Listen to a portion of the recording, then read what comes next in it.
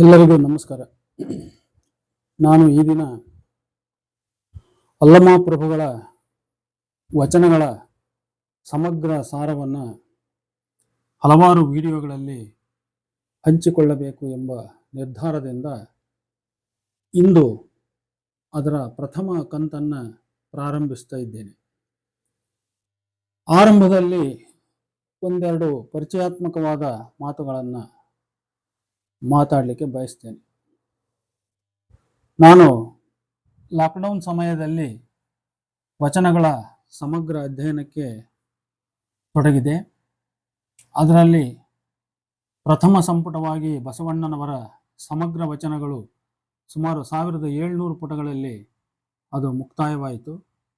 ಅದಾದ ಮೇಲೆ ಅಲ್ಲಮ ಪ್ರಭುಗಳನ್ನು ಒಳಗೊಂಡು ಸಿದ್ದರಾಮ, ಚನ್ನಬಸವಣ್ಣ ಮುಂತಾದ ಅಕ್ಕಮಹಾದೇವಿಯವರಿಗೆ ಒಂದು 15-20 ವಚನಕಾರರನ್ನು ಮತ್ತೊಂದು ಸಂಪುಟದಲ್ಲಿ ಅಧ್ಯಯನ ಮಾಡುವ ಪ್ರಯತ್ನ ಮಾಡಿ ಅದು ಕೂಡ ಒಂದು 1700-800 ಪುಟದ ಒಂದು ಕೃತಿ ಸಿದ್ಧವಾಗಿದೆ. ಈ ಕೃತಿಗಳನ್ನು ಬಿಡುಗಡೆ ಮಾಡಲಿಕ್ಕೆ ನನಗೆ ಇನ್ನೂ ಸದ್ಯಕ್ಕೆ ಸಮಯಾವಕಾಶ ಬೇಕಾಗಿರುವುದರಿಂದ ಈ ಕೃತಿಯ ಕೆಲವು ಅಧ್ಯಾಯಗಳನ್ನು ನಾನು ಈಗಾಗಲೇ ನನ್ನ ವಿಡಿಯೋ ಉಪನ್ಯಾಸಗಳ ಮುಖಾಂತರ ಹಂಚಿಕೊಳ್ತಾ ಬಂದಿದ್ದೇನೆ. ಈಗ ಈ ಅಲ್ಲಮ ಪ್ರಭುಗಳ ಸಮಗ್ರ ವಚನವನ್ನು ನಾನು ಹಂಚಿಕೊಳ್ಳುವ ಬಹಳ ಮುಖ್ಯ ಉದ್ದೇಶ ಇಷ್ಟೇ. ಕೆಲವು ಬಿಡಿ ಬಿಡಿ ವಚನಗಳನ್ನು ನಾವು ಮಾತಾಡೋದು, ಯಾವುದೋ ಒಂದೊಂದು ಪರಿಕಲ್ಪನೆಗಳ ಬಗ್ಗೆ ಒಂದೊಂದು ಏಕಾಭಿಪ್ರಾಯವನ್ನು ಅಥವಾ ಏಕಮುಖಿ ಅಭಿಪ್ರಾಯವನ್ನು ಪ್ರಕಟಪಡಿಸ್ತಕ್ಕಂಥದ್ದು ಹಲವಾರು ಗೊಂದಲಗಳಿಗೆ ಅದು ಕಾರಣವಾಗ್ತದೆ.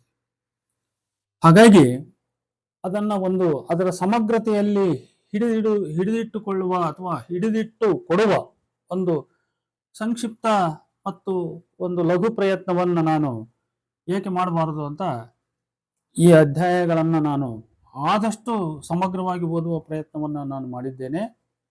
ಈಗ ಈ ಅಲ್ಲಮ ಪ್ರಭುಗಳ ವಚನಗಳ ಒಟ್ಟು ಸಾರ ಸುಮಾರು ಒಂದು 28-29 ಅಧ್ಯಾಯಗಳಲ್ಲಿದೆ. ಅದು ಗುರು, ಲಿಂಗ, ಜಂಗಮ, ಶರಣ, ಐಕ್ಯ, ಬಯಲು, ಅದ್ವೈತ, ಭಕ್ತ, ಭಕ್ತಿ, ಭವಿ, ಕಾಯ, ಜೀವ, ಅಂಗ, ಲಿಂಗ, ಶಿವಸ್ವರೂಪ, ಪೂಜೆ, ಬಹಿರಂಗ ಪೂಜೆ, ಅಂತರಂಗ ಪೂಜೆ, ಸೃಷ್ಟಿಸತ್ವ, ಅರಿವು, ಮರವು, ಮನ, ಅನುಭವ, ಅನುಭಾವ, ಯೋಗ, ಷಟ್ಸ್ಥಳಗಳ ಪರಿಕಲ್ಪನೆ, ಅಲ್ಲಮನ ದೃಷ್ಟಿಯಲ್ಲಿ ಪ್ರಸಾದ, ಪ್ರಸಾದಿ, ಜ್ಞಾನ ಮತ್ತು ಭಾವ, ವೈದಿಕ ಪರಂಪರೆಯನ್ನು ಟೀಕಿಸಿ, ಸಂಸಾರ ಮತ್ತು ಸನ್ಯಾಸ, ಬ್ರಹ್ಮಚರ್ಯ, ಹಿರಿಯರು, ಸಾಮಾನ್ಯವಾದ ಟೀಕೆ, ಹೀಗೆ ಇನ್ನೂ ಅನೇಕ ವಿಚಾರಗಳನ್ನು ಒಟ್ಟು ಒಳಗೊಂಡಂತೆ ನಾನು ಅನೇಕ ಕಂತುಗಳಲ್ಲಿ, ಅನೇಕ ವಿಡಿಯೋ ಕಂತುಗಳಲ್ಲಿ ನಾನು ಹಂಚಿಕೊಳ್ಳುವ ಒಂದು ಪ್ರಯತ್ನವನ್ನು ಇವತ್ತು ಪ್ರಾರಂಭ ಮಾಡ್ತಾ ಇದ್ದೇನೆ. ತಾವು ಬಹಳಷ್ಟು ಜನ ಸಬ್ಸ್ಕ್ರೈಬರ್ ಆಗಿರ್ತಕ್ಕಂಥವ್ರು ಮತ್ತು ಆಗದೇ ಇರ್ತಕ್ಕಂಥವ್ರು ನನ್ನ ವಿಡಿಯೋಗಳನ್ನು ವೀಕ್ಷಣೆ ಮಾಡ್ತಾ ಬಂದಿದ್ದೀರಿ. ಆ ನಿಮ್ಮ ಸಹಕಾರಕ್ಕೆ ನಾನು ಮೊದಲಿಗೆ ಕೃತಜ್ಞತೆಯನ್ನು ಸಲ್ಲಿಸ್ತೇನೆ. ಅದರ ಜೊತೆಗೆ ನನಗೆ ಈಗಾಗಲೇ 898 ಸಬ್ಸ್ಕ್ರೈಬರ್ ಆಗಿದ್ದಾರೆ. ಇನ್ನೊಂದು 102 ಸಬ್ಸ್ಕ್ರೈಬರ್ಗಳ ಕೊರತೆ ಇದೆ. ಯಾರ್ಯಾರು ಸಬ್ಸ್ಕ್ರೈಬ್ ಮಾಡಿಲ್ಲ ಮತ್ತು ನಿಮಗೆ ಒತ್ತಾಯ, ಇದು ಕಡ್ಡಾಯ ಏನಲ್ಲ, ತಮಗೆ ನನ್ನ ವೈಚಾರಿಕತೆ ಇಷ್ಟ ಆದರೆ, ನನ್ನ ವಚನ ವಿಶ್ಲೇಷಣೆ ಲೈಕ್ ಆದರೆ, ಸಬ್ಸ್ಕ್ರೈಬ್ ಮಾಡ್ಬೇಕನ್ಸಿದ್ರೆ ದಯವಿಟ್ಟು ತಪ್ಪದೆ ಮಾಡಿ ಅಂತ ನಾನು ಯಾವ ವಿಡಿಯೋಗಳಲ್ಲಿ ನಾನು ರಿಕ್ವೆಸ್ಟ್ ಮಾಡ್ಕೊಂಡಿಲ್ಲ. ಈ ವಿಡಿಯೋದಲ್ಲಿ ಮಾತ್ರ ತಮಗೆ ಸಬ್ಸ್ಕ್ರೈಬ್ ಮಾಡಿರಿ, ಇಷ್ಟ ಆದವರು ತಮಗೆ ಮಾಡಬೇಕನ್ಸಿದ್ರೆ ದಯಮಾಡಿ ಸಬ್ಸ್ಕ್ರೈಬ್ ಮಾಡಿರಿ ಅಂತ ಮೊದಲಿಗೆ ವಿನಂತಿಸಿಕೊಳ್ತಾ ಈಗ 1ನೇ ವಿಡಿಯೋವನ್ನು ನಾನು ಪ್ರಾರಂಭ ಮಾಡ್ತಾ ಇದ್ದೇನೆ.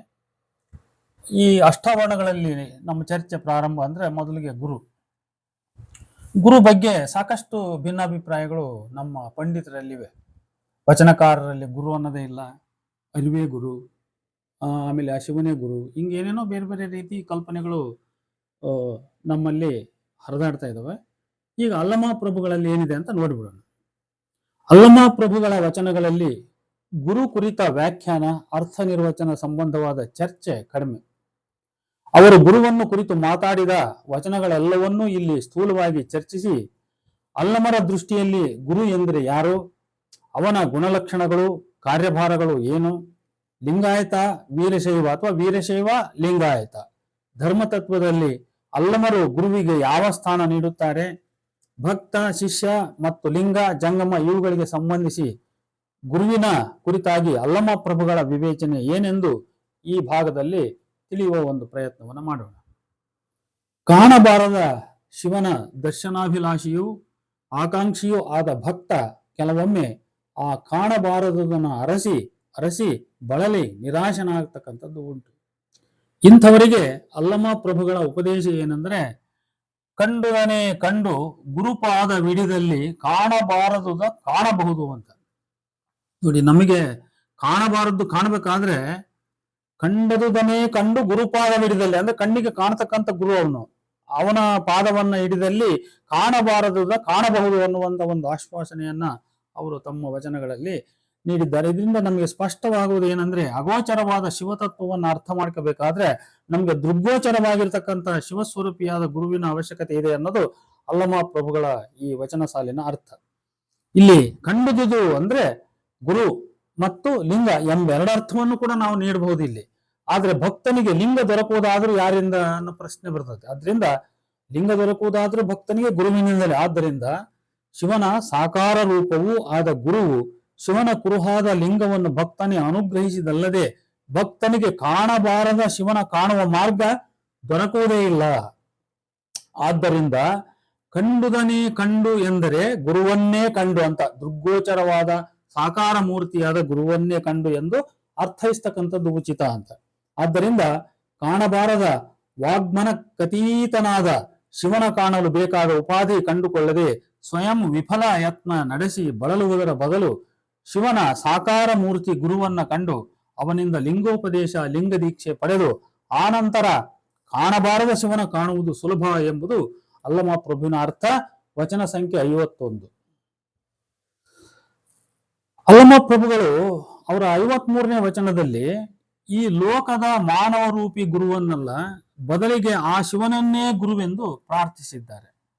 ನೀನು ನನಗೆ ಗುರು ಒಪ್ಪಡೆ, ನಾನಿನಗೆ ಶಿಷ್ಯನಪ್ಪಡೆ, ನನ್ನ ಕರುಣಾದಿ ಗುಣಗಳನ್ನು ಕಾಯದ ಕರ್ಮಗಳನ್ನು ತೊಡೆದು ನನ್ನ ಪ್ರಾಣ ಧರ್ಮನ ನಿಲ್ಲಿಸಿ ನನ್ನ ಕಾಯ ಪ್ರಾಣ ಮತ್ತು ಭಾವದ ಲಡಗಿ ಕರಸ್ಥಲಕ್ಕೆ ಅಂದ್ರೆ ಲಿಂಗವಾಗಿ ಬಂದು ಕಾರುಣ್ಯವ ಮಾಡು ಎಂದು ತಮ್ಮ ದೈವ ಗುಹೇಶ್ವರನಲ್ಲಿ ಪ್ರಾರ್ಥಿಸಿಕೊಳ್ಳುತ್ತಾರೆ.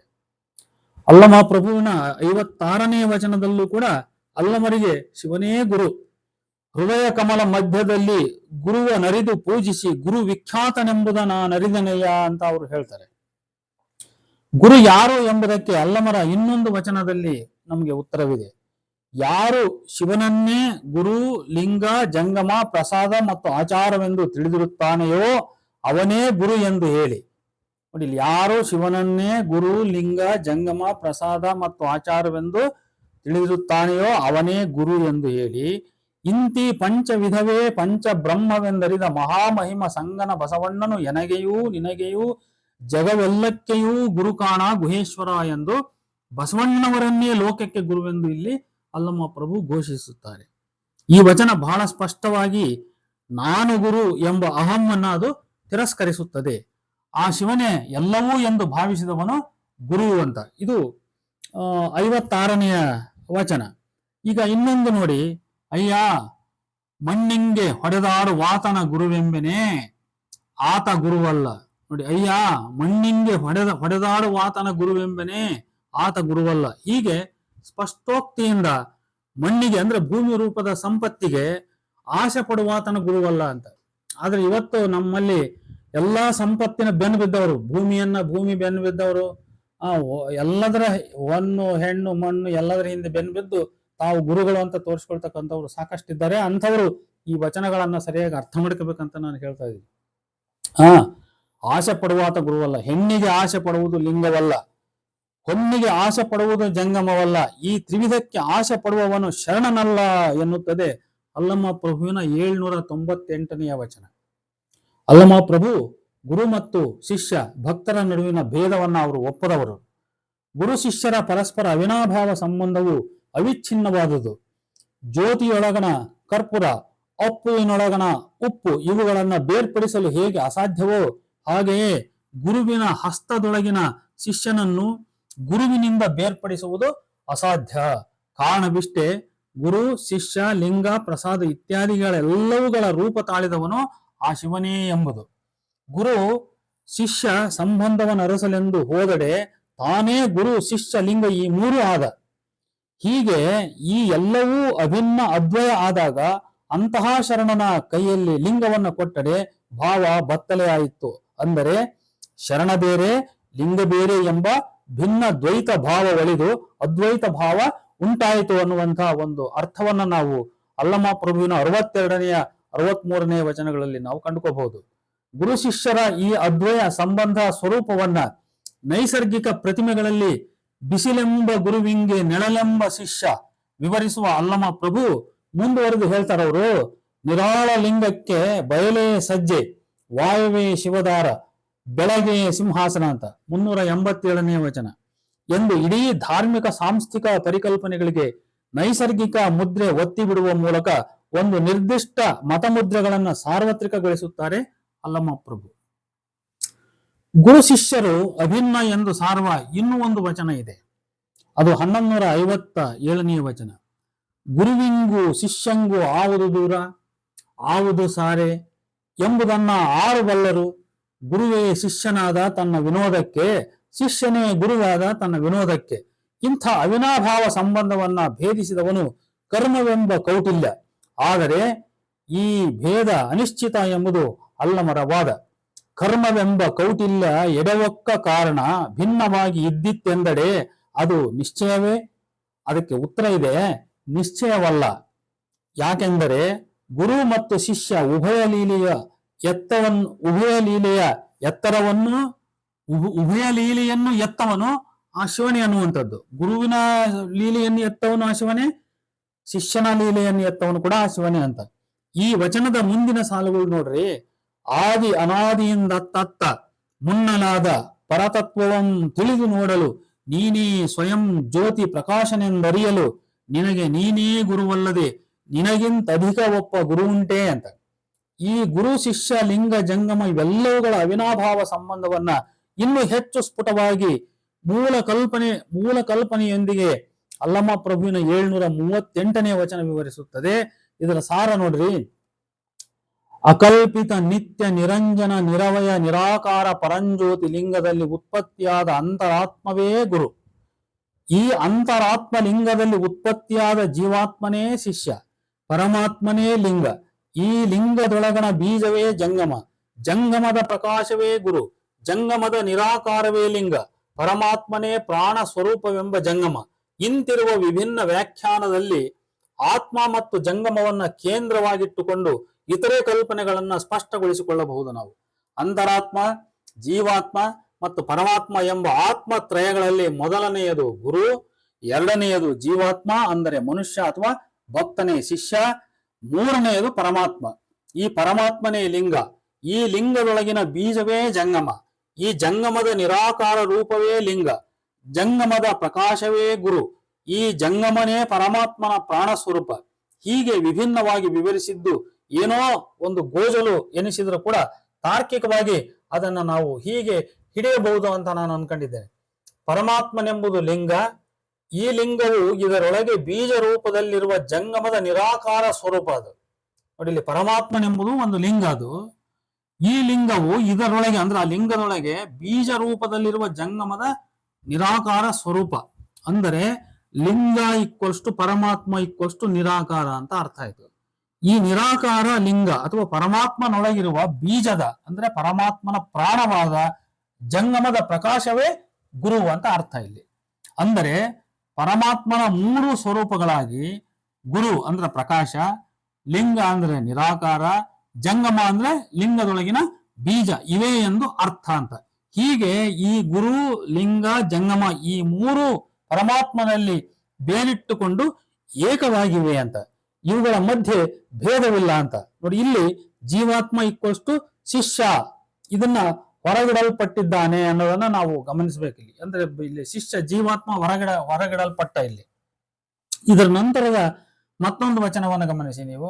739ನೇ ವಚನದಲ್ಲಿ ಪರಂಜ್ಯೋತಿ ಸ್ವರೂಪ ಮಹಾಘನ ವಸ್ತುವಿನಲ್ಲಿ ಪರಮಾತ್ಮನುತ್ಪತ್ತಿ, ಈ ಪರಮಾತ್ಮನಿಂದ ಅಂತರಾತ್ಮನುತ್ಪತ್ತಿ, ಈ ಅಂತರಾತ್ಮನಿಂದ ಜೀವಾತ್ಮನುತ್ಪತ್ತಿ, ಈ ತ್ರಯಾತ್ಮರೊಳಗೆ ಜೀವಾತ್ಮ ಅಂತರಾತ್ಮಾದಿಗಳೇ ಪಾಶಬದ್ಧರು ಅಂತ, ಪರಮಾತ್ಮನು ಪಾಶಮುಕ್ತನು ಅಂತ, ಪರಮಾತ್ಮನು ಪಾಶಮುಕ್ತನು ಅಂತ ಎಂದು ಆತ್ಮ ಸಂಬಂಧಗಳನ್ನ ಇಲ್ಲಿ ವಿವರಿಸಲಾಗಿದೆ ಮತ್ತು ವಿಸ್ತರಿಸಲಾಗಿದೆ. ಇಲ್ಲಿ ಗಮನಿಸಬೇಕು, ಪರಮಾತ್ಮನಿಗೂ ಮೇಲಿನದಾದ ಇನ್ನೊಂದು ತತ್ವವಿದೆ, ಅದೇ ಪರಂಜ್ಯೋತಿ ಸ್ವರೂಪ ಮಹಾಘನ ವಸ್ತು ಅಂತ. ಪರಮಾತ್ಮನಿಗೂ ಮೇಲಿನದಾದ ಇನ್ನೊಂದು ತತ್ವ ಅಂದ್ರೆ ಅದು ಪರಂಜ್ಯೋತಿ ಸ್ವರೂಪ ಮಹಾಘನ ವಸ್ತು, ಇದೇ ಲಿಂಗ ಅಂತ.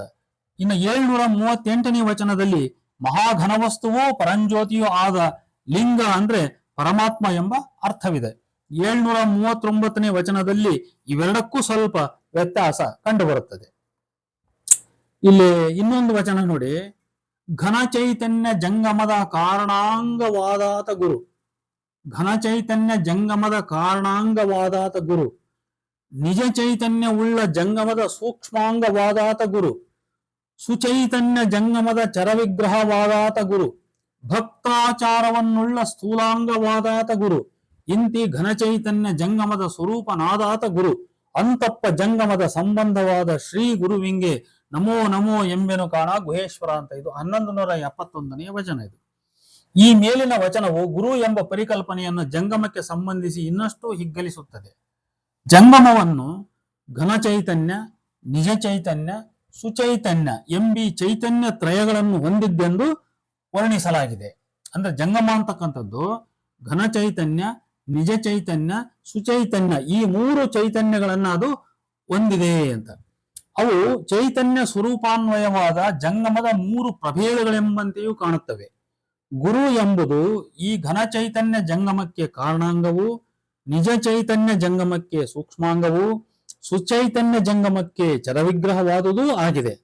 ಕಾರಣಾಂಗ ಸೂಕ್ಷ್ಮಾಂಗವುಳ್ಳ ಗುರು ಪರಿಕಲ್ಪನೆಯು ಅಮೂರ್ತ ಶಿವತತ್ವವನ್ನೇ ನಿರ್ವಚಿಸುತ್ತದೆ. ಈ ಅಮೂರ್ತ ಶಿವ ಗುರುವಿನ ಸಾಕಾರವೇ ಈ ಮನುಷ್ಯರೂಪಿ ಗುರು. ಇವನನ್ನೇ ಅಲ್ಲಮ ಪ್ರಭುಗಳು ಚರವಿಗ್ರಹ ಎಂದರು. ಗಮನಿಸಬೇಕಾದ ಒಂದು ಅಂಶ ಏನಂದ್ರೆ, ವಚನಗಳಲ್ಲಿ ಪ್ರಧಾನವಾಗಿ ಚರಮೂರ್ತಿ, ಚರಲಿಂಗ ಎಂದೆನಿಸಿಕೊಂಡವನು ಜಂಗಮ. ಆದರೆ ಇಲ್ಲಿ ಈ ಅಭಿಧಾನವನ್ನ ಅಂದ್ರೆ ಈ ಚರ ಅನ್ನುವಂತ ಈ ಅಭಿಧಾನವನ್ನ ಗುರುವಿಗೆ ನೀಡಲಾಗಿದೆ. ಹಾಗೆಂದಾಕ್ಷಣ ಜಂಗಮಕ್ಕೆ ಹಾನಿ ಏನಿಲ್ಲ ಇಲ್ಲಿ. ಏಕೆಂದರೆ ಈ ಚರವಿಗ್ರಹದ ಮೂಲವೇ ಸುಚೈತನ್ಯದ ಜಂಗಮ, ಅಂದರೆ ಗುರುವಿನ ಜೀವವೇ ಜಂಗಮ ಅಂತ ಅರ್ಥ. ಈ ಕಾರಣಕ್ಕಾಗಿಯೇ ಶರಣರು ಗುರುವಿನಲ್ಲಿ ಜಂಗಮವನ್ನು ಅನುಸಂಧಾನಿಸುವ ಕ್ರಮವನ್ನ ಬೋಧಿಸಿದರು ಅಂತ. ನಾವು ಗುರುವನ್ನ ನೋಡುವಾಗಲೂ ಕೂಡ ಜಂಗಮವನ್ನೇ ಅನುಸಂಧಾನಿಸಬೇಕನ್ನುವಂತ ಬೋಧನೆ ವಚನಗಳಲ್ಲಿದೆ.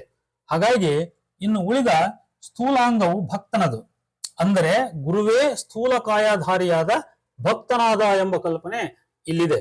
ಒಟ್ಟಿನಲ್ಲಿ ಇಲ್ಲಿ ಅಲ್ಲಮರ ಗುರು ಪರಿಕಲ್ಪನೆ ಈ ಲೌಕಿಕ ಗುರುವನ್ನಲ್ಲ, ಅಲೌಕಿಕ ಗುರುವನ್ನ ನಿರ್ವಚಿಸುತ್ತದೆಂಬುದನ್ನು ನಾವು ಗಮನಿಸಬೇಕು. ವಾಗ್ಮನಕ್ಕತೀತವಾದ ನಿತ್ಯ ನಿರಂಜನ ಪರಂಜ್ಯೋತಿ ಸ್ವರೂಪ ಘನವಸ್ತುವೇ ಅಂದ್ರೆ ಮಹಾಘನಲಿಂಗ, ಘನವಸ್ತುವೇ ಮೂಲ ಜಂಗಮ. ಈ ಜಂಗಮದ ಅಂದ್ರೆ ಆ ಮೂಲ ಜಂಗಮದ ಪ್ರಕಾಶ ಸ್ವರೂಪನಾದಾತನೇ ಗುರು. ಅಂತಪ್ಪ ಜಂಗಮದ ಸಂಬಂಧವಾದ ಶ್ರೀ ಗುರುವಿಂಗೆ ನಮೋ ನಮೋ ಎಂಬೆನು ಕಾಣ ಗುಹೇಶ್ವರ ಅಂತ. ಹೀಗೆ ಈ ಲೌಕಿಕವಾದ ಗುರು ಚನ್ನಬಸವಣ್ಣನವರ ವಚನಗಳಲ್ಲಿ ಅಂದ್ರೆ ಕೆಲವು ಪ್ರಕ್ಷಿಪ್ತ ಅನ್ನಬಹುದಾದ ವಚನಗಳನ್ನ ನಾವು ಬಿಟ್ರೆ, ಎದ್ದು ಕಾಣುವಂತ ಲೌಕಿಕ ಗುರು ಅಲ್ಲಮರಲ್ಲಿ ಗೌರವವಾಗಿ ಆ ಪರಶಿವನೇ ಗುರುವಾಗಿ ಬಿಡ್ತಾನೆ. ಚನ್ನಬಸವಣ್ಣನಲ್ಲಿ ಈ ವ್ಯಕ್ತಿ ಸಾಕಾರ ಗುರು ನಮ್ಗೆ ಅಲ್ಲಿ ಹೆಚ್ಚು ಪ್ರಮುಖವಾಗಿ ಕಂಡ್ರೆ, ಅಲ್ಲಮ ಪ್ರಭುವಿನಲ್ಲಿ ಆ ಪರಮಾತ್ಮ ಅನ್ನುವಂಥವನೇ ಇಲ್ಲಿ ಗುರುವಾಗಿ ನಮಗೆ ಕಾಣ್ತಾನೆ. ಈ ಗುರುವು ಅಮೂರ್ತ ಲಿಂಗವೂ ಹೌದು. ಈ ಅಮೂರ್ತ ಗುರು ಲಿಂಗವೇ ಲಿಂಗವನ್ನು ಪ್ರಾಣವನ್ನು ಬೆಸೆದಿದ್ದು ಇದಕ್ಕೆ ಸಾಕ್ಷಿಯಾಗಿ ಮುಂದೆ ಜಂಗಮನಿದ್ದಾನೆ, ಅಂದ್ರೆ ಮಾನವರೂಪಿ ಲೌಕಿಕವಾದ ಜಂಗಮನಿದ್ದಾನೆ. ಈ ತ್ರಿವಿಧ ದೃಷ್ಟವ ಅಂದರೆ ಗುರು ಲಿಂಗ ಜಂಗಮ, ಈ ತ್ರಿವಿಧ ದೃಷ್ಟವ ಕಂಡು ಬೇರೆಂಬುದು ಅಜ್ಞಾನ. ಈ ಅಂದ್ರೆ ಅವೆಲ್ಲ ಬೇರೆ ಬೇರೆ ಅನ್ನುವಂತ ಭೇದ ಭಾವ ಏನ್ ಮಾಡ್ತೀವಲ್ಲ ಅದು ಅಜ್ಞಾನ. ಈ ಅಜ್ಞಾನ ಕಂಡು ನಾನು ಬೆರಗಾದೆ ಎನ್ನುತ್ತಾರೆ ಅಲ್ಲಮ ಪ್ರಭು ತಮ್ಮ 96ನೇ ವಚನದಲ್ಲಿ.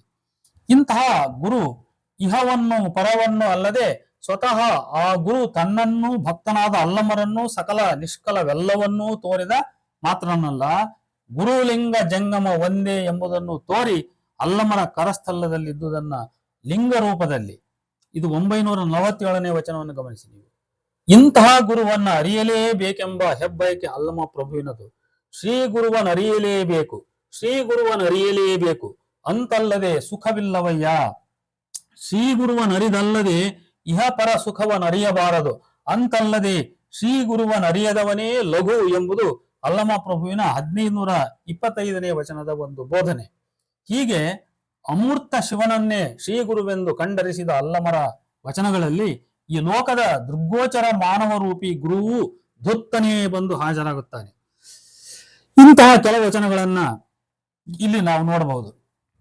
ಇಂತಹ ಶ್ರೀ ಗುರುವೇ ಅಲ್ಲಮರಿಗೆ ಕಾಯ ಪ್ರಾಣ ಇಹ ಪರ ಗತಿ ಮತಿ ಎಲ್ಲವೂ ಆಗಿ ಆ ಗುರುಚರಣವೇ ಅಲ್ಲಮರ ಘನತರ ಮುಕ್ತಿಗೆ ಕಾರಣವು. ಗುಹೇಶ್ವರ ನಿಮ್ಮಾಣೆ ಇದು ಸತ್ಯ ಎನ್ನುತ್ತಾರೆ ಅಲ್ಲಮ ಪ್ರಭು 1526ನೇ ವಚನದಲ್ಲಿ. ಇಂತಹ ಇನ್ನೊಂದು ವಚನ ನೋಡಿ. ಶ್ರೀ ಗುರು ಸ್ವಾಮಿ ಶಿಷ್ಯನ ಪೂರ್ವಾಶ್ರಯವಂ ಕಳೆದು ಪುನರ್ಜಾತನಂ ಮಾಡಿದ ಬಳಿಕ, ಪಂಚಭೂತ ಕಾಯವ ಕಳೆದು ಪ್ರಸಾದ ಕಾಯವ ಮಾಡಿದ ಬಳಿಕ, ವಾಯು ಪ್ರಾಣಿಯ ಕಳೆದು ಲಿಂಗ ಪ್ರಾಣಿಯ ಮಾಡಿದ ಬಳಿಕ, ಎಲ್ಲಿಯ ಕುಲಸೂತಕ ಎಲ್ಲಿಯ ಛಲಸೂತಕ ಅಂತ ಇನ್ನೂ ಕೆಲವು ಸಾಲುಗಳೆಲ್ಲ ಇದಾವೆ. ಇದು 1527ನೇ ವಚನ ನೋಡಿ. ಇಲ್ಲಿ ಗಮನಿಸ್ರಿ ನೀವು, ವಚನಕಾರರು ಅಲ್ಲಮ ಪ್ರಭುವೇ ಈಗ ಪರಮಾತ್ಮನನ್ನ ಗುರು ಅಂತ ಎತ್ತಿ, ಸಾಕ್ಷಾತ್ ಗುರು ಅಂತ ಎತ್ತಿಡಿದ್ರು ಕೂಡ ಈ ಲೌಕಿಕ ಗುರುವನ್ನೇನು ನಿರಾಕರಿಸಲಿಲ್ಲ. ನಮ್ಮ ಕೆಲವು ಪಂಡಿತರು ಏನ್ ಮಾಡ್ತಾರೆ ಅಂತ ಹೇಳಿದ್ರೆ, ಬಹಳಷ್ಟು ಜನರಿಗೆ ಇದನ್ನ ತಲೆಗೆ ಬಿತ್ತು ಬಿಡದಾರೆ. ನಿಮ್ ಪ್ರಕಾರ ಗುರು ಅಂದ್ರೆ ಯಾರು ಅಂತ ನನ್ ಕೆಲವರು ಪ್ರಶ್ನೆ ಮಾಡ್ತಾರೆ. ನಿಮ್ ಪ್ರಕಾರ ಯಾರು ಅಂತ ಕೇಳಿದ್ರೆ ಅರಿವೇ ಗುರು ಅಂತ. ಅರಿವೇ ಗುರು ಅನ್ನೋದು ಏನು ಒಂದು ಸಾಮಾನ್ಯವಾದ ನಂಬಿಕೆ ಏನಿದೆ, ವಿಚಾರ ಏನಿದೆಯಲ್ಲ, ಅದನ್ನ ಶರಣರ ತತ್ವಕ್ಕೆ ತಗೊಂಬಂದು ಲಗತ್ತಿಸಿ ಈ ಗುರು ಅನ್ನೋದು ಒಂದು ಇನ್ಸ್ಟಿಟ್ಯೂಷನ್. ಅದು ಲಿಂಗಾಯತ ಧರ್ಮದೊಳಗೆ ಗುರು ಅಂತಕ್ಕಂಥದ್ದು ಒಂದು ಇನ್ಸ್ಟಿಟ್ಯೂಷನ್. ಆ ಇನ್ಸ್ಟಿಟ್ಯೂಷನ್ ಇಲ್ದಂಗ್ ಮಾಡ್ಬಿಡೋದು, ಕಣ್ಮರೆ ಮಾಡಿಬಿಡೋದು. ನೋಡಿ, ಇಲ್ಲಿ ಸ್ಪಷ್ಟವಾಗಿ ಅಲ್ಲಮ ಪ್ರಭುವಿನಲ್ಲಿ ಎರಡು ಅರ್ಥಗಳು ಇದಾವೆ. ಲೌಕಿಕವಾದ ಗುರುವಿನ ಅರ್ಥವೂ ಇದೆ, ಅಲೌಕಿಕವಾದ ಗುರುವಿನ ಅರ್ಥವೂ ಇದೆ ಅನ್ನೋದನ್ನ ನಾವು ತಿಳ್ಕೋಬೇಕು. ಈ ಲೌಕಿಕ ಮಾನವ ರೂಪಿ ಗುರುವ ಕುರಿತು ಅಲ್ಲಮ ಪ್ರಭುವಿನ 1558ನೇ ವಚನ ಒಂದು ಹೊಸ ಅರ್ಥವನ್ನ ಅದು ಸೇರಿಸುತ್ತದೆ. ಸಾವ ಮತ್ತು ಸಾಯದ ಜೀವಕ್ಕೆ ಗುರು ಬೇಡ, ಆದರೆ ಸಾವು ಜೀವ ಸಂಬಂಧದ ಠಾವ ತೋರಬಲ್ಲಡೆ ಆತನೇ ಗುರು ಗುಹೇಶ್ವರ. ನೋಡಿ, ಇಲ್ಲಿ ಸಾವ ಮತ್ತು ಸಾಯದ ಜೀವಕ್ಕೆ ಗುರು ಬೇಡ, ಆದರೆ ಸಾವು ಜೀವ ಸಂಬಂಧದ ಠಾವ ತೋರಬಲ್ಲಡೆ ಆತನೇ ಗುರು ಗುಹೇಶ್ವರ. ಇದರ ಅರ್ಥ ಅಸ್ಪಷ್ಟವೇ ಎನಿಸಿದ್ರು ಸಾವ ಮತ್ತು ಸಾಯದ ಜೀವಗಳೆರಡು ಮೋಕ್ಷಕ್ಕೆ ಹೊರಗಾಗಿ ಅವುಗಳಿಗೆ ಗುರು ಅವಶ್ಯಕತೆ ಇಲ್ಲ. ಯಾವನು ಸಾವ ಮೊದಲೇ ಲಿಂಗ ಸಂಗಿಯಾಗಿ ಮುಕ್ತಿ ಸಾಧಿಸಬಲ್ಲನು ಅಂಥವನಿಗೆ ಸಾವು ಮತ್ತು ಜೀವ ಇವೆರಡರ ಠಾವ ಅಂದ್ರೆ ನೆಲೆ ಅಥವಾ ನಿಲುವ ತೋರಬಲ್ಲವನೇ ಗುರು ಅಂತ ನಾವು ಇಲ್ಲಿ ಅರ್ಥೈಸಬಹುದಾಗಿದೆ. ಇನ್ನು ಅಲ್ಲಮ ಪ್ರಭುವಿನ 1091ನೇ ವಚನದಲ್ಲಿ ಕಾಯ ಮತ್ತು ಜೀವ ಇವೆರಡು ಲಿಂಗೈಕ್ಯವಲ್ಲ, ಕಾಯದ ಜೀವದ ಸಂದ ಬಲ್ಲಡೆ ಆತನೇ ಲಿಂಗೈಕ್ಯ ಎಂದು ನಿರೂಪಿಸಿ 9 ದ್ವಾರಮಂ ಕಳೆದು 10ನೇ ದ್ವಾರದಲ್ಲಿ ನಿಲ್ಲಬಲ್ಲಡೆ ಆತನೇ ಗುರು ಎನ್ನುತ್ತಾರೆ ಅಲ್ಲಮ ಪ್ರಭು. ಈ ವಚನದ ಅರ್ಥ ತರ್ಕ ಮನವರಿಕೆಯಾಗದು. ಈ ಲೌಕಿಕ ಗುರುಗಳಲ್ಲಿ ತರತಮ ಭಾವನೆ ಮುಖ್ಯವಾಗಿ ಮೇಲ್ವರ್ಗದ ಮೇಲೆ ಮಮಕಾರ ಇದ್ದುದನ್ನು ಅಲ್ಲಮರು ಖಂಡಿಸುತ್ತಾರೆ. ರಾಜಸಭೆ ದೇವಸಭೆಯೊಳಗೆ ದೇವರಾಜ ಪೂಜಕರೆಲ್ಲ ಮುಖ್ಯರಿಗೆ ಗುರುವಿನ ಕಾರಣ, ಗುರುವಿನ ಕರುಣ ಇದ ಬಲ್ಲರೆ ಅಯ್ಯ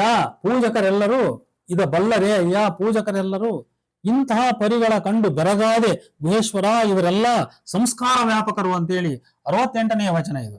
ಅಂದ್ರೆ ಕೇವಲ ದೊಡ್ಡ ದೊಡ್ಡವರಿಗೆ, ಬಹಳ ಉನ್ನತವಾದ ಜನ ಇರ್ತಾರಲ್ಲ ನೋಡಿ, ರಾಜಸಭೆ ದೇವಸಭೆಯೊಳಗೆ ದೇವರಾಜ ಪೂಜಕರೆಲ್ಲ ಮುಖ್ಯರಿಗೆ ಗುರುವಿನ ಕರುಣ, ಅವ್ರಿಗೆ ಮಾತ್ರ ಬೇರೆಯವರಿಗಿಲ್ಲ ಅಂತ.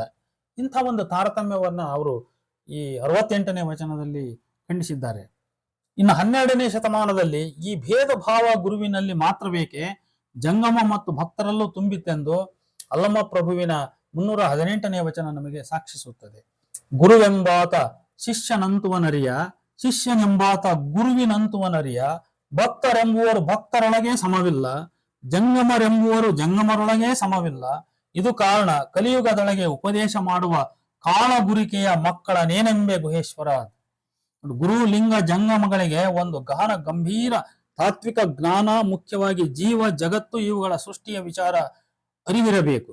ಉದಾಹರಣೆಗೆ, ಈ ವಿಶ್ವದ ಸೃಷ್ಟಿಯ ಆರಂಭದಲ್ಲಿ ಆದಿ ಬಿಂದುವಿಲ್ಲದೊಂದು ಜೀವವೆಲ್ಲಿತ್ತು, ಪಿಂಡ ರೂಪಿಸುವಲ್ಲಿ ಜೀವ ಹೇಗೆ ಬಂತೆಂಬ ಜ್ಞಾನವಿರಬೇಕು. ಈ ಜ್ಞಾನವಿದ್ದರೆ ಮಾತ್ರ ಅವರನ್ನ ಗುರುವೆಂಬೆ, ಲಿಂಗವೆಂಬೆ, ಜಂಗಮವೆಂಬೆ, ಅಲ್ಲದಿದ್ದರೆ ನರನೆಂಬೆ ಎನ್ನುತ್ತಾರೆ ಅಲ್ಲಮ ಪ್ರಭು 1116ನೇ ವಚನದಲ್ಲಿ. ಗುರು, ಶಿಷ್ಯ, ಜಂಗಮ, ಪ್ರಸಾದಿ ಇವುಗಳನ್ನ ಹೀಗೆ ವ್ಯಾಖ್ಯಾನಿಸುತ್ತಾರೆ ಅಲ್ಲಮ ಪ್ರಭು 1116ನೇ ವಚನದಲ್ಲಿ.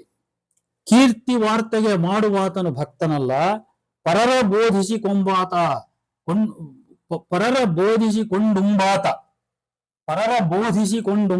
ಜಂಗಮವಲ್ಲ, ತ್ರಿಸಂಧ್ಯಾ ಕಾಲವೆಂದು ಪ್ರಸಾದವ ಕೊಂಬಾತ ಶಿಷ್ಯನಲ್ಲ, ಪರಗಮನ ವಿರಹಿತ ಜಂಗಮ, ಕಾಲಕರ್ಮ ವಿರಹಿತ ಪ್ರಸಾದಿ, ಪ್ರಸಾದವ ಇಕ್ಕಿಯು ಇಕ್ಕಲಾತ ಗುರು, ಕೊಂಡೂ ಕೊಳ್ಳರಾತ ಶಿಷ್ಯ, ಆ ಭಕ್ತನಲ್ಲಿಯೇ ನಿಕ್ಷೇಪಿಸಿ ನಿರ್ಗಮನಿಯಾಗಿ ಹೋದಾತ ಜಂಗಮ, ಆ ಜಂಗಮಕ್ಕೆ ಅರ್ಥ ಪ್ರಾಣಾಭಿಮಾನವಿಡಿದು ಮಾಡುವಾತ ಭಕ್ತ.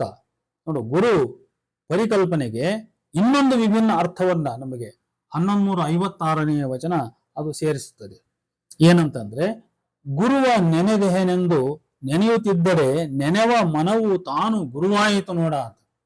ನೋಡು, ಗುರುವ ನೆನೆದೆಹೆನೆಂದು ನೆನೆಯುತ್ತಿದ್ದರೆ ನೆನೆವ ಮನವು ತಾನು ಗುರುವಾಯಿತು ನೋಡ. ಅಂದರೆ ಗುರುವನ್ನ ನೆನೆವ ಪೂಜಕನ ಮನಸ್ಸೇ ಗುರುವಾಗುವುದು ಸೋಜಿಗವಲ್ಲವೇ? ತನ್ನ ಗುರು ಅನಿಮಿಷನನ್ನ ಸ್ಮರಿಸುವ ಈ ಮುಂದಿನ ವಚನದಲ್ಲಿ ಗುರು ಶಿಷ್ಯನಿಗೆ, ಭಕ್ತನಿಗೆ ಲಿಂಗ ದೀಕ್ಷೆಯನ್ನ ನೀಡುವಾಗ ಅದರೊಳಗೆ ತನ್ನ ಪ್ರಾಣವನ್ನ ಪ್ರತಿಷ್ಠಿಸಿ ನೀಡುವನು. ಅಂದರೆ ಮಾನವರೂಪಿ ದೀಕ್ಷಾ ಗುರುವು ಆ ಭಕ್ತನ ಕರಸ್ಥಲದ ಲಿಂಗವಾದನೀಗ. ಹೀಗೆ ಅಲ್ಲಮರ ಕರಸ್ಥಲದಲ್ಲಿ ಲಿಂಗವಾಗಿ ಆರೂಢನಾದ ಅನಿಮಿಷ ಗುರುವು ಅಲ್ಲಮರ ಜ್ಞಾನದೊಳಗೂ ನೆಲೆಸಿದ. ಕೊನೆಗೆ ಇದ್ದಾನೆ ನೋಡ ಎನ್ನ ಗುರುವಿನ ಗುರು ಪರಮಗುರು ಬಸವಣ್ಣ ಎನ್ನ ಕಂಗಳ ಮುಂದೆ ಎನ್ನುತ್ತಾರೆ ಅಲ್ಲಮ ಪ್ರಭು. ಹೀಗೆ ಗುರುವಿಗೆ ಹಲವಾರು ಆಯಾಮಗಳು ಅಲ್ಲಮರ ವಚನ ನಿರ್ವಚನದಲ್ಲಿ ನಮಗೆ ಪ್ರಾಪ್ತವಾಗುತ್ತವೆ. ಗುರುವು ಚೈತನ್ಯ ರೂಪಿ ಶಿವ, ಅವನ ಪ್ರಕಾಶ, ನಂತರ ಕರಸ್ಥಲದ ಲಿಂಗ ಮತ್ತು ಜ್ಞಾನ, ಅವನು ಪ್ರಾಣ, ಭಾವ, ಅರಿವು ಕೂಡ ಆಗಬಹುದು, ಮನಸ್ಸು ಆಗಿದ್ದದನ್ನು ನಾವು ನೋಡಿದ್ವಿ.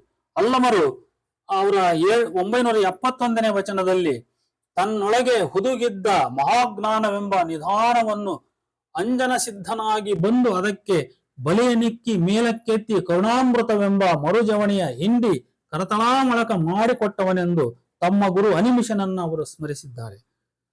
ಇಂತಹ ಮಾನವರೂಪಿ ಗುರುವು ಸದಾಚಾರ ಸದ್ಭಕ್ತಿ ಬಿಡಿದು ಆಚರಿಸುವವನಾಗಿದ್ದರೆ ಅವನೇ ಪರಾತ್ಪರ ಬ್ರಹ್ಮ. ಅಲ್ಲದಿದ್ದರೆ ಅಂತಹ ಗುರು ಕೇವಲ ನರಜೀವಿ. ಇಂಥವನಿಂದ ಹುಟ್ಟಿದ ಲಿಂಗಾಂಗವೆರಡು ಜಡಜೀವಿ ಅಂತ 808 ಮತ್ತು 810ನೇ ವಚನಗಳು, ಒಂದು 3 ವಚನಗಳು ಹೇಳುತ್ತವೆ ಅಂತ. ಇಷ್ಟು ಇದು ಗುರುವಿನ ಕುರಿತಾಗಿರ್ತಕ್ಕಂಥ ಒಂದು ಚರ್ಚೆ. ಈಗ ಇನ್ನೂ ಸ್ವಲ್ಪ ಹೆಚ್ಚಿನ ಕೆಲವು ವಚನಗಳು ಇದಾವೆ. ವಚನಗಳನ್ನು ಹೇಳಿ ಕೊನೆಗೆ ನಾನು ಒಂದು ನಿರ್ಣಯವನ್ನು ಹೇಳ್ತೇನೆ. ಗುರು ಕುರಿತ ಹೆಚ್ಚಿನ ವಚನಗಳು, ಅದರಲ್ಲಿ ಕೆಲವನ್ನ ನಾನು ಹೇಳ್ತಾ ಹೋಗ್ಬೋದು. ಗುರು ನೆನೆವ ಮನವೇ ಗುರುವಾಯಿತು. ಗುರುವ ನೆನೆದೇನೆಂದು ನೆನೆಯುತ್ತಿದ್ದರೆ ನೆನೆವ ಮನವು ತಾನು ಗುರುವಾಯಿತು ನೋಡ. ಅಹಾ ಮಹಾದೇವ, ಇನ್ನಾವುದರಿಂದ ಆವುದನು ಏನೆಂದು ನೆನೆವೆ? ಮನವೇ ಗುರುವಾದ ಕಾರಣ ಮನವೇ ಗುರುವಾಗಿ ನೆನಹ ನಿಂಬುಗೊಂಡನು ಗುಹೇಶ್ವರ ಲಿಂಗ ಚೋದ್ಯ ಚರಿತ್ರನು ಅಂತೇಳಿ 1156ನೇ ವಚನ.